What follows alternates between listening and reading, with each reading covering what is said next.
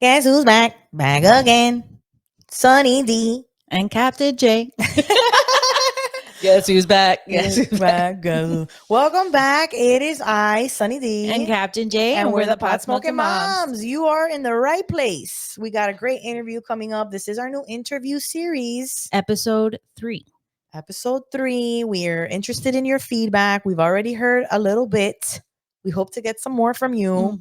But we are packaging our interviews separate from our main shows. So we can have weekly content still coming out to you guys. Absolutely. We want to keep it coming fresh. But this week's interview was actually a recommendation by one of our patrons.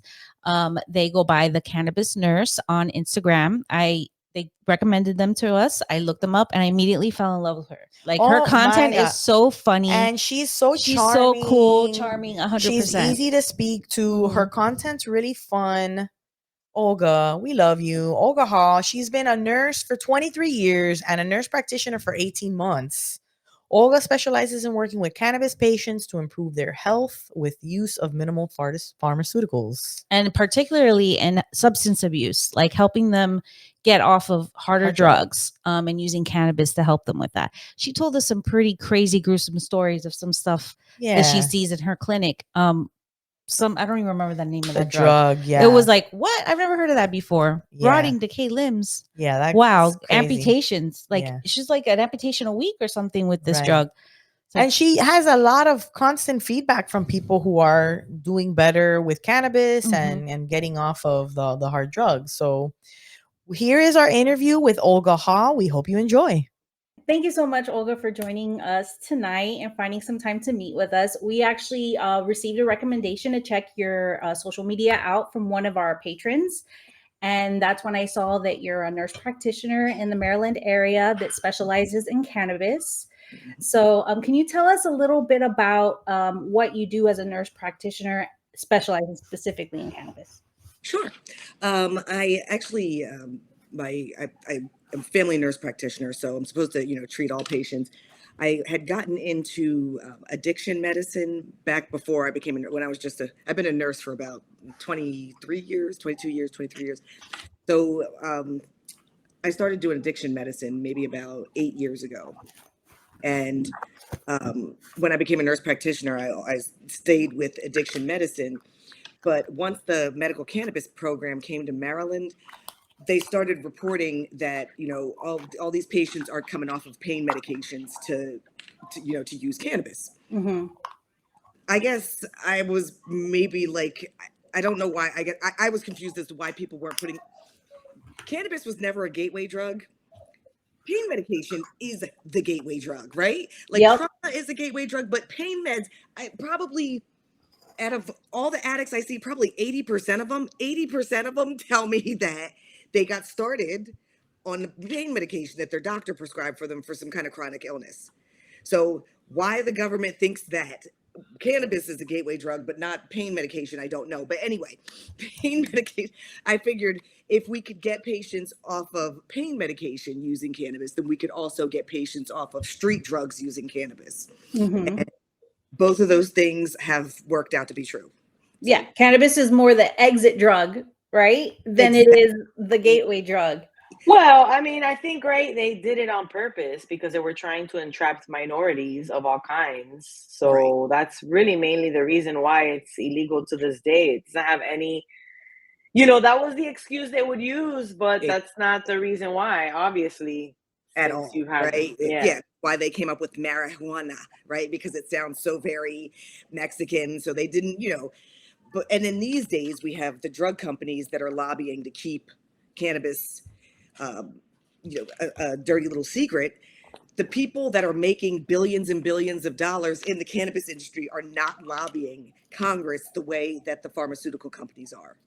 So, I mean, everything is about money. So if you're not willing to go into the government and pay these people off like the pharmaceutical companies do, we're going to have to keep fighting this fight, to try to re-educate people and everything, because the government's not going to recant their statements anytime soon. Yeah. How did you get into the cannabis field? Like what, personally, was it something that you used personally? Definitely. I have Ehlers-Danlos, and I have fibromyalgia, some childhood trauma as well. And I was taking pain medication for my fibromyalgia, especially I get a lot of joint dislocations. I end up having surgeries on my joints a lot. So I was chronically taking oxycodone. And Wow. one of my children, who are adults at this point, my son is anyway, he had sprained his ankle or something. They went to the hospital and got some Vicodin and took a Vicodin and he took this Vicodin and he comes out of his room about an hour later and just starts griping at me. He was like, I am high as hell. He's like, so if I'm taking this one time and I'm off like I'm this high, he was like, this is what you're like every day. Like he put it together. I was like, oh, wow. Oh, okay, sir. You want to fight? Like, when your kids come to you and tell you, how old was he? You might be, using too much. He was just not okay with that. So he comes to me about 3 days after that, and he brings me this bag. It was a baggie, like a plastic baggie, and full of weed. And I was like, what do you want to do with this? This was back in 2016, give or take, maybe 2015. And he was like, what, you got to smoke this? And I'm like, I don't smoke weed. I had him rather young. So he was like, that's a lie. I remember when you were younger. And he was like, I remember the smell. I remember you used to smoke weed all the time. And I'm like, shut up. Right. So I tried to smoke it at that point, and then it started working so well for all the pain. I was like, I don't understand why this is working. And if it's working this well, why would the government have outlawed it? That doesn't make any sense. There's a whole opioid crisis. Back in 2014, there was an opioid crisis. There still is, but yeah, I'm like, this doesn't make any sense. That there's something that won't kill you, is relatively safe. And the government is telling me that I can't have it. I need to know why. So then I, of course, did the deep dive for about probably 6 months after that. Every bit of education I could get my hands on. I was, of course, not as surprised, oh my gosh, the reason that they got rid of it was because of racism. It's literally the reason why everything is everything in this country, right? So very true. Once I found that out, it kind of fits in with my shtick, right? Like, I'm always about the community. I'm always about helping out my community. That's why I'm a nurse. I'm in Baltimore. There's a lot of addicts. Even in DC, there's a lot of addicts. It just made no sense to me. I was like, somebody has to do something. So when the cannabis program came to Maryland, I wanted to connect people, especially people that we had a lot of patients that had pain. They were on narcotic pain medication and they wanted to try cannabis. And their doctors were telling them, absolutely not. If you smoke weed, I'm going to cut you off the pain meds. What the hell is that? What is that? Not wean you off? Like, right. Like, they're like, I'm just going to stop prescribing for you. So I'm like, that's horrific. That is horrific. I can definitely do better than that. So that's really was, I wanted to help people get off of pain medication. That was really my primary thing. It just ended up kind of reaching out into all other things too. Like, it helps with mental health, and it helps with, anxiety, and it helps with just about skin conditions and blood pressure, and there's all kinds of ways you can use cannabis to help all kinds of different medical conditions. So so you did have a nursing career prior to learning more about cannabis. Oh yeah. How long were you nursing before you got into the cannabis landscape? Probably about 15 years. And in nursing, how much did they actually tell you or teach you guys at all about the ECS? Oh my God. I'm sorry, I don't mean to laugh at you. Did it blow your mind when you discovered that this existed? It totally blew my mind. I was like, wait, what? Endocannabinoids and phytocannabinoids, and we make cannabinoids and anandamide. That's amazing, right? Like, you learn. You're always told endorphins are the things that you exercise. It's not endorphins. It's endocannabinoids, right? Mm-hmm. So that was some fascinating and amazing things to learn, that you can kind of boost your own endocannabinoid system and add the external cannabinoids and really get yourself feeling good for the day. Smoke some weed and go to the gym, man. You're going to feel like a new person. Yeah. But absolutely. as a healthcare provider, I can promise you, they don't teach, not just me, they don't teach They don't teach doctors. No. Isn't And that crazy?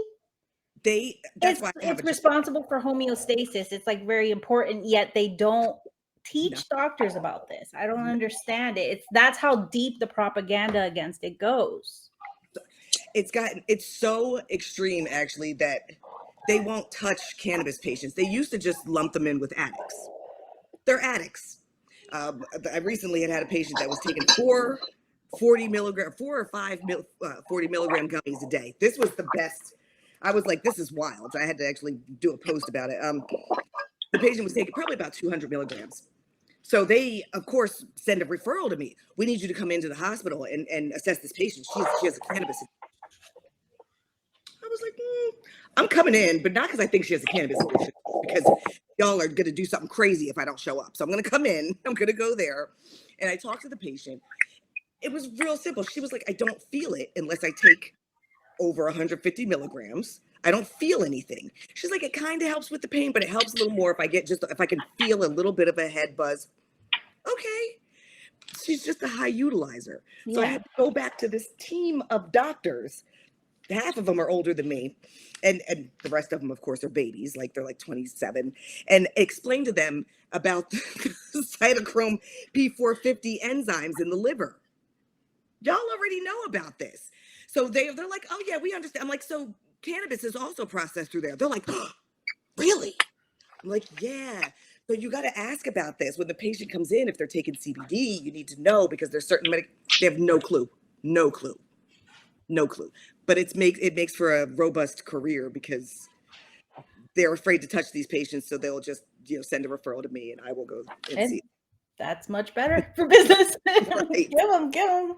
We're the subject matter experts over here. Exactly. But I love the work. I love doing what I do. I love being able to get an addict from using fentanyl and get them onto cannabis. Granted, if I have an IV fentanyl user, 9 times out of 10, I'm also putting them on like methadone or Suboxone and cannabis. But I'd rather have them on methadone and cannabis than on street fentanyl. Mm-hmm. So I'm okay, that's fine with me. And I've also noticed that the doses that I need of methadone and Suboxone are considerably lower when they're using it with cannabis. So that's a helpful thing too. Can you discuss like any specific cases or stories where like cannabis therapy has made like a significant difference in like a patient's life and getting them specifically off of pharmaceuticals? Absolutely. So I had a patient, it's probably about a year ago, homeless patient using IV drugs, and I'm not sure where you guys are at or what the addicts are like out, everywhere else. I know even in DC, they're not as bad as they are in Baltimore, but in Baltimore, we have a lot of this stuff called trank. It's never heard of that. Oh, it's just, DC is like 30 minutes down the road, and that's where I was at. I'd never seen it until I got up here. It is an animal tranquilizer for like really large animals. So if you inject it into the body, it will almost automatically cause an abscess, a massive abscess. So every now and again, I'll get a patient come in with like a huge wound and bone is exposed. Or they'll come in and their leg is almost rotten off. Oh my They call them the Walking Dead up here. They call them the zombies, the Walking Dead, because they literally have rotting limbs from injecting. Holy cow. Trank. Now, why would somebody put trank in the drugs? Because it makes the fentanyl last. Instead of lasting a couple of hours, now it lasts 3 or 4 days. So it's just horrific, okay? So we had this fella, he came in, we ended up having to amputate the leg from him injecting into it. Oh, all the time. We probably get an amputation a week. What? Yeah. These wounds are, the kicker is I've never seen wounds like this. I've never in my life seen, not my 23 years of nursing, have I seen wounds like this. And then if you do the trank a different way, like you snort it, it'll rot out your nose. It'll cause you to have strokes. Oh my God. Swallow it, it'll cause your bowels to rot. It's next level horrific. It's poison beyond poisoned. Straight up poison. So This guy comes in, he amputates the leg. He's upset. He's like, I don't know, what am I gonna do? What am I gonna do? What am I gonna do? He goes to the outpatient clinic after he leaves, and they start him on the methadone. And I'm still following up with them after they leave the hospital. So I was like, okay, do you want to try cannabis? And he was like, I don't want to smoke no weed. That's not going to help me. I ain't gonna do shit. I hear you. You're right. Telling you to smoke a little weed after you've been shooting up fentanyl does sound stupid. I'm sure it does sound ridiculous. But I'm like, just follow me. Bear with me. Stay with me here. We're not going to have you smoking regular flower. We're going to get you a dab, so we got a little dab rig. The girlfriend helped him pay for this little dab rig. And we got him some good quality crumble and put it in this dab rig and showed him how to use it. And he was like, oh, this isn't like smoking. I was like, no, this is higher. You're going to get more THC at once. So I don't have a problem with you wanting to get high. I have a problem with you ruining your life. People, and I hate when people, all you want to do is get high. So y'all never drink? Y'all never have a beer? Because it's the same general principle. If people want to come home and they want to, that's their business. I just don't want you to, be laid out on the street with a rotting leg. That's what I would like. So he started he stuck with it. He was working, so he was able to keep his job. So he was able to continue buying his concentrates. Now he stuck with, I don't think he ever smoked any flower ever. He's like, I'm a straight oil 710. That's it, right. He dabber. His concentrates. But the best part about all of this, not only did he not go back to the fentanyl, it's been probably about 14 months. He never went back to the IV drugs, never went back to the street drugs. He's still on his Suboxone. He's still on he's like, now I probably smoke more than you think I should. I was like, is it weed? Because if it's weed, I don't have any opinion on it. You smoke as much as you like. But he was exempt from federal housing because, he had an addiction problem and he just wasn't able to get housed. So once we got him on cannabis and got him a card, he was able to get placed in government housing. So he wasn't on the street anymore, which was a huge. That's great. So it's good to know that. I mean, I guess the federal housing doesn't have to know, because usually federal doesn't like anything cannabis. Like if you're a school teacher and you get caught, even if you're a patient. Yes. It can be detrimental to your job because of the federal funding. And I should have thrown that in there. If he was doing flower, we wouldn't have been able to do this. Okay. If he was smoking flower, we wouldn't have been. But concentrates don't, they don't leave the odor around. And yeah. He's been thriving. So that is a beautiful. That's great. That's amazing. Yeah. I can't believe this drug that you just told me about, though. I have never heard of that before. And the type of crazy. And then I just read that Georgia, who they wanted to set up their medical program through pharmacies, right? So they had this whole thing set up where they were going to start dispensing weed at the their local pharmacies. And we read a story about that. Yeah. So the federal government, the same federal government that is sitting up there saying, oh yeah, if you vote for us, Joe Biden, you vote for me, I'm going to we're doing so much for weed. Even though I'm in office right now and could legalize it with no issue, I'm going to do that if you vote for me again. The federal government sent them a letter and said that they can't do it. So they're going to have to rethink their whole program, which I was like, that's ridiculous. But I remember when we saw that being announced, we read the story on our show and I was like, can you imagine you're just going to the pharmacy and you're picking up like normal? Talk about really normalizing it as medicine, because that's how it should be. I loved the idea. I thought it was great. Yeah.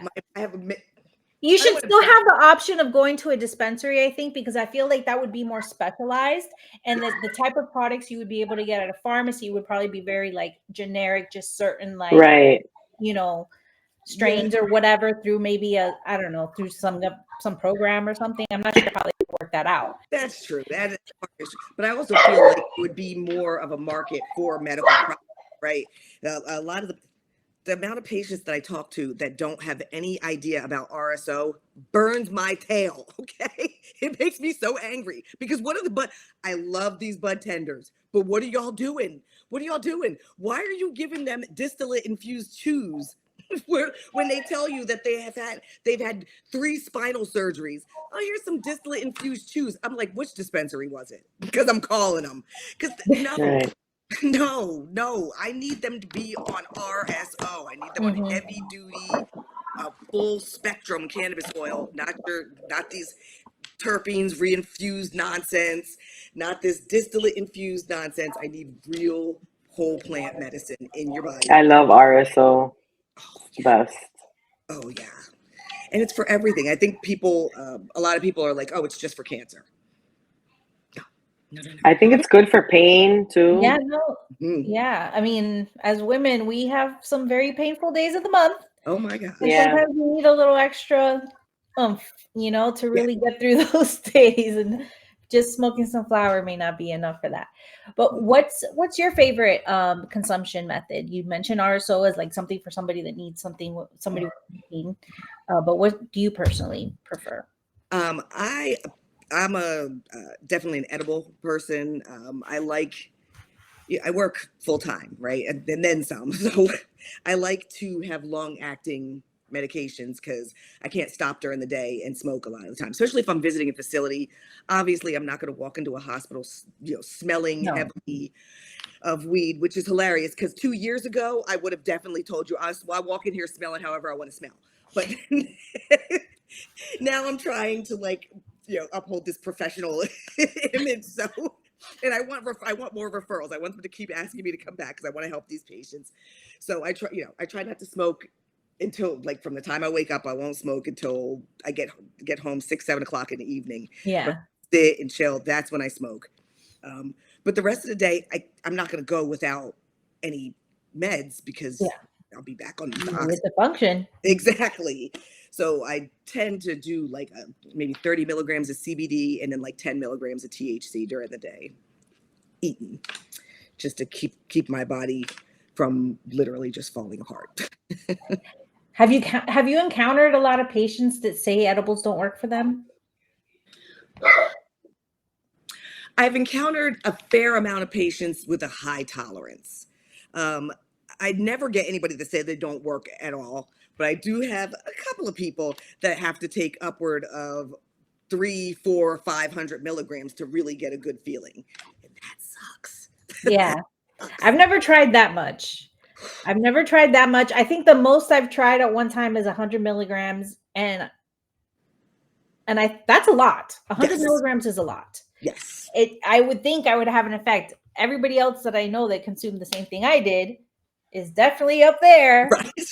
And I'm rolling a blunt or something, getting ready to smoke because I'm nothing. Are you taking omega fats, No. fish oils? No. All right. So there's one thing that you can add in that will help with it's almost like the alpha-3 omegas give you extra endocannabinoid receptors in your body. Okay. Ooh. So yeah, it actually boosts the effect of the edibles. Try your fish oils, your omega-3s. And then it's good for inflammation anyways. You should be taking that anyways. And there's enzymes, just regular, sometimes they have them at CVS. Like digestive enzymes? Those are the other pieces. Jay, I got these. Yeah, okay, maybe. I got these because I want to try. Good. Now add in the fish oil, and I'm telling you, you're gonna feel you're gonna feel something. I haven't tried it. I was gonna start using these and then try an edible again and see if it helped. Yes, now you got to take those a couple days in a row. Mm-hmm. Let it, let your system get used to a little bit, because it does those enzymes. It's like a slower mechanism of action. So take it for a few days, then add in a fish oil pill or two the same time you take your edible. See how that works. I want you to follow up with me too and let me know how that works. We'll see how that works. Yeah, we got to make sure come back to do that for sure. Yeah, because you eat mushrooms and you feel that. Maybe you do need to just different. Up your dose and change your mushrooms gut. are never a problem. I feel that gut. I can even microdose mushrooms fine. I prefer a micro than macro now. Back when I was young, it was macros all the time. Let's go.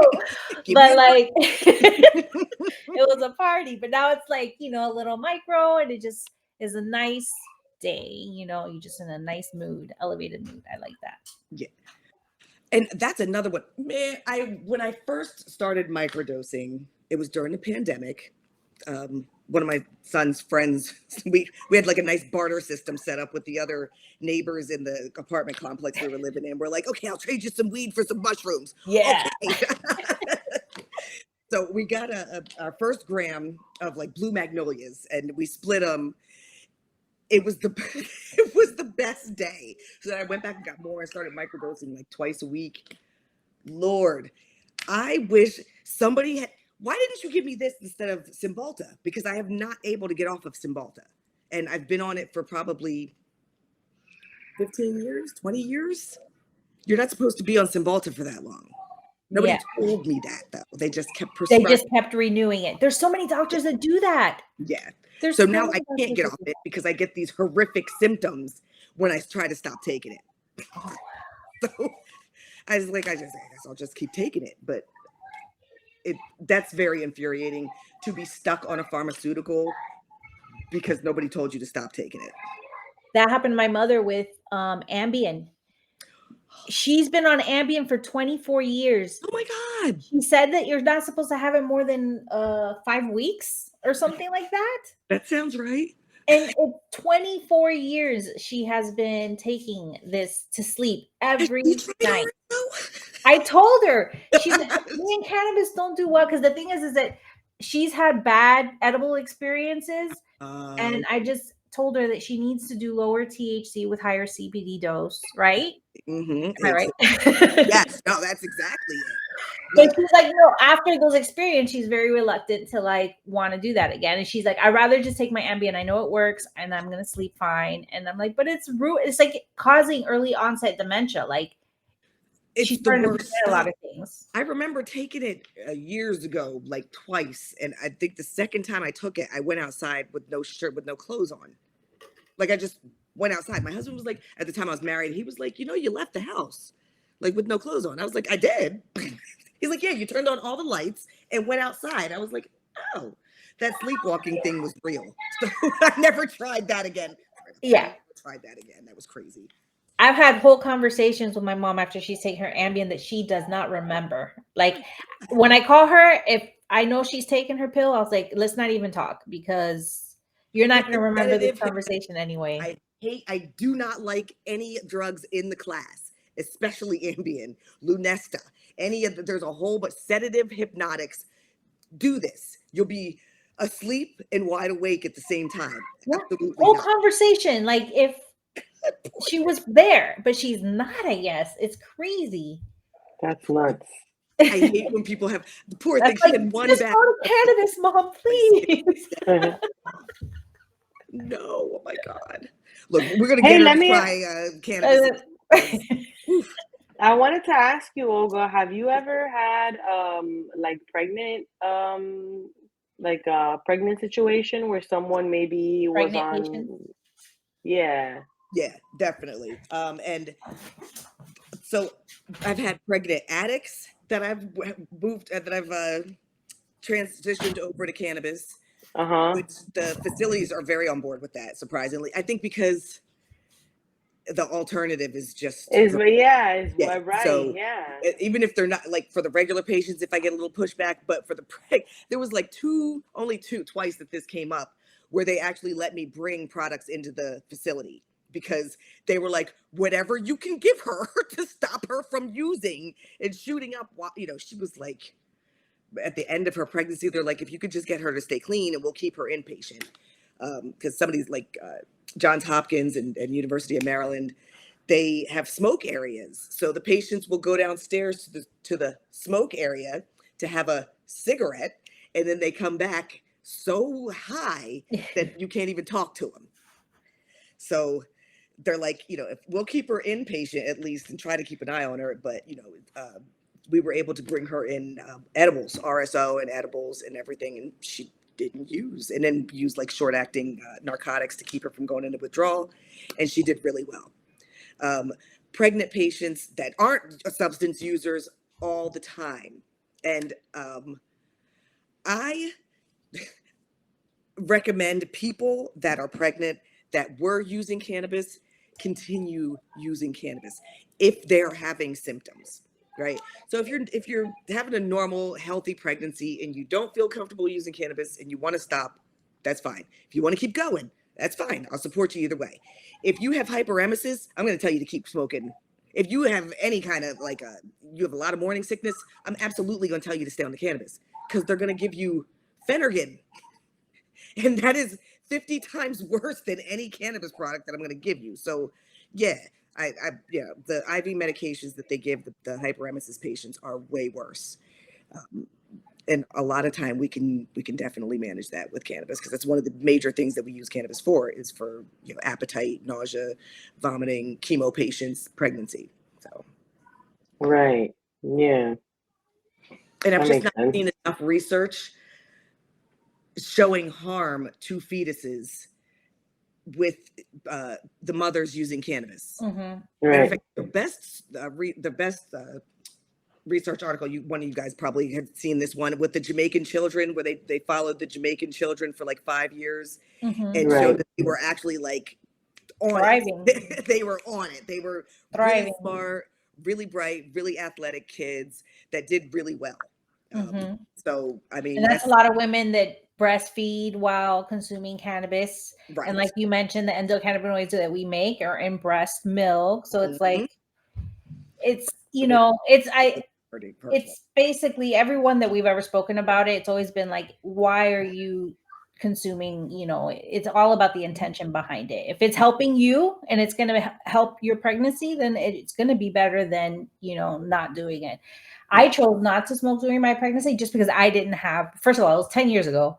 We didn't have this podcast. Right. I had no idea the benefits of cannabis. I didn't know what the ECS was. I knew nothing. All I knew is that I enjoyed cannabis and it helped me.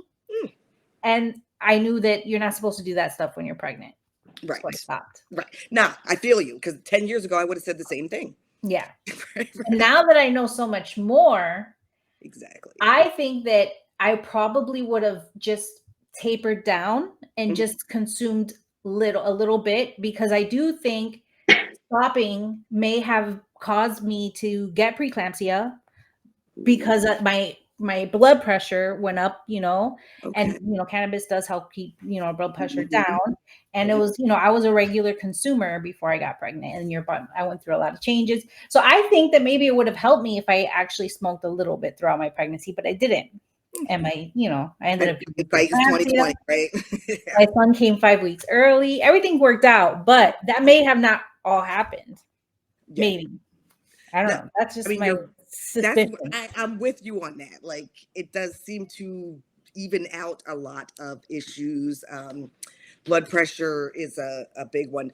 I know personally, as a person that's had high blood pressure since I was 22, I have those lovely, some things, Latinas and Black people and Asians all are very predisposed to I call it the brown people 3. High blood pressure, high cholesterol, and diabetes. So those things, we can incorporate cannabis in to help treat some of those things. I've had high blood pressure and high cholesterol since my mid-20s. I know that exercise, helps with the cholesterol, but the blood pressure, cannabis absolutely helps with the blood pressure. So I'm not sure how much of that is anxiety and how much of it is actual blood pressure, but I know that it could have been a combination because I wasn't consuming cannabis. My anxiety I wasn't consuming anything to help with my anxiety. I was becoming a new mom, and that's scary. And my blood, and then my doctor's saying your blood pressure is getting high. We got to monitor you, Right, which is making it even higher. Which led to, 5 weeks early emergency C-section, we got to take that baby out. Sorry, that sounds like it was such a traumatic pregnancy at the end. That's how I got my PTSD. It was very traumatic. I ended up in ICU for a few days. My son went home before me, all that. So it's like, and then I didn't use cannabis after having my son for a long time because you think, no, that's not what I should be doing. I'm trying to breastfeed my child. I should not be using cannabis, know? So it's just, I'm so happy that Dee came up with the idea to do this podcast because not only, have I learned so much and so has she, hopefully we're helping a lot of other people learn too. And we get to talk to amazing people like you that are really doing the work out there. But I mean, this has got to be the easiest thing in the world. That's why I'm like always confused when dispensaries close. I'm like, how are you having a hard time selling this? This product is the easiest product in the world to sell. It fixes everything. It has almost no risk. I don't understand what y'all are doing wrong. It's Not good product, I guess. I get I it, don't because know. I mean, this is a miracle product with cannabis, and I've been saying it since the beginning, since my son got me back into it. It's just a miracle thing to use, that it can treat so many different things without having to worry about respiratory depression or anything like that. The kind of addiction that makes your limbs rot off, or Yeah. I'm not a huge advocate for cannabis addiction. I don't know if it's a real thing or not. So That's a good question. Cannabis abuse, right? It's called cannabis right, yeah. abuse disorder, Hmm. right? See, I was like, do I have that? That's what I thought. Did I have that? That's where I was at before I learned more about cannabis. I was like, why do I like use cannabis on a daily basis? Why do I, and then I realized later why once I did my research. Right. And I discovered all the therapeutic and so what do you think are some of the most common misconceptions that you've experienced being in this field? Oh Lord, the major one that, oh my God, we went and did a work group with the state cannabis commission and a couple of the government people that wanted to make some of the policies about cannabis. They treat it like alcohol, and it is very hard to convince these raggedy old men that I get that you personally don't use it and you personally don't like it, but your personal opinions, and this is where I have a disconnect, because I don't have the chill enough attitude to explain this to me. Your personal opinions don't have anything to do with the science. Y'all don't like the science, but the science says that it's safer than these other things that you have out in the market. They don't want to hear that. But I don't like it being compared to alcohol. It's not alcohol. There is no medicinal use for alcohol, okay? Other than for Thank you. cleaning. So that you just that's a major one. The gateway drug thing is another one that burns my tail, because it is absolutely not a gateway drug. If you were going to graduate to shooting up fentanyl, you were going to graduate to shooting up fentanyl. It didn't have anything to do with weed taking you there. Mm-hmm. Whatever was going, and that's another. They let no. Weed is not a gateway drug. If you took the weed away, they would just use alcohol and then work themselves up to this exact same spot. Because trauma is the issue. I need you to fix, the rents in DC are $2,000 a month. Maybe that's the problem. that nobody They're buying me, trying to thrive in this place. right? Or groceries. Maybe that's the problem, but it's not weed. It's not a gateway drug. Also, that there is a difference between recreational cannabis and medical cannabis. That one cracks me up. They're like, well, it's okay if they do the medical. It's that recreational stuff I don't want them doing. And I'm like, can you show me the difference? I just would like for you to show me the difference. And they always come back with, well, the THC levels. Somebody actually said THC levels on that are like crack. I'm like, there's no strain of weed that's like crack, ma'am. None. There is no weed that exists that is like crack unless they physically added crack to the weed. That's the only way weed resembles crack ever. Don't believe everything you hear on Fox News. Okay. The thing is that people see the new like crumble or the diamonds or the stuff like that, and then they know it's higher like percentage, and the consumption method, with the heating of it and stuff, people, may try to misconception that it's more than it actually is, but it is just a stronger THC and like a concentrate of THC in particular. Right. So that's a major one. Just that and the amount of edibles people have to take. Like I said, at the hospital that one day, that cracked me up, because I'm like, she's not a weed junkie. She just has she's just a really high metabolizer. But we just need people to read and get educated better, right? And people don't really want to do that. They just want to twist up, which is fine. But also, learn about Yeah. especially if you're trying to treat something, learn about the plant as well, because it'll benefit you. They really need to start by actually teaching our doctors about it. Like it should be really a requirement course in the therapeutic effects and resource, like the different therapeutic things that cannabis can do in the body, the ECS. Like doctors should know about all that stuff. Like how are you a doctor and not know about a particular part of our bodies? Like that doesn't.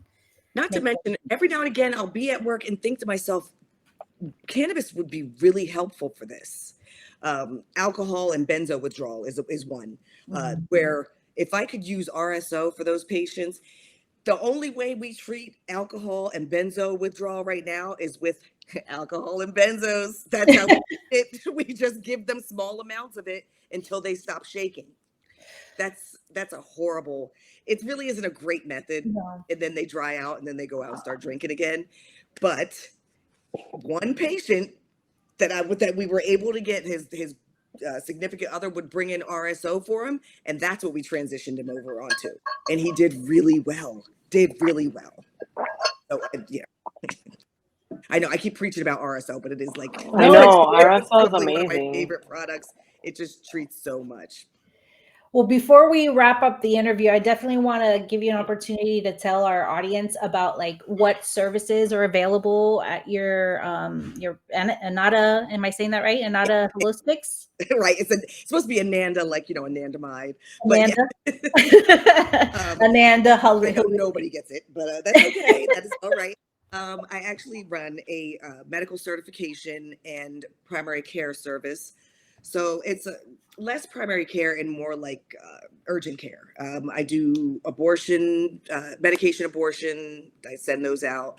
MOUD, medical opioid use disorder medications. I prescribe those.